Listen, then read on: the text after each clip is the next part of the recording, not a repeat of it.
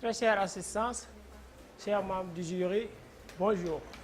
Nous voilà dans cette troisième manche du Grand Prix de l'éloquence qui a pour thème aujourd'hui l'homme est-il maître de son destin?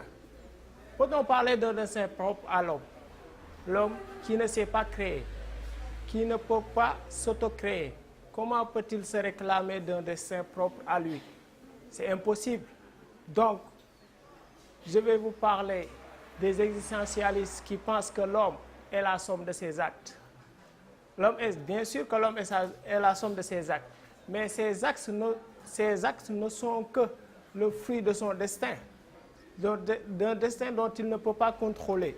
Il y a un être supérieur qui est au-delà, qui a le contrôle sur toutes les personnes, alors que l'homme, il vit son destin.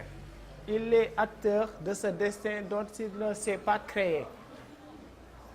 Pour parler plus précisément de cette absence de contrôle sur le destin de l'homme, regardez tous les phénomènes parfois inexplicables qui nous arrivent dans la vie. Comment peut-on les expliquer? Par quels moyens pouvons-nous passer pour expliquer ces phénomènes?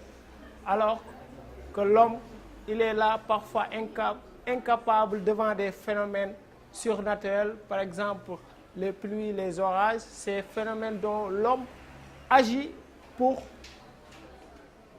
les contrôler, alors qu'il ne peut pas en quelque sorte les contrôler vraiment, parce que c'est des phénomènes surnaturels qui est au-delà de sa portée.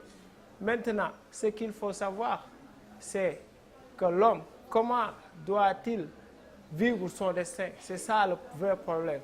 Mais il ne peut pas avoir une mainmise sur sa destinée. Il ne peut que le vivre. Je vous remercie.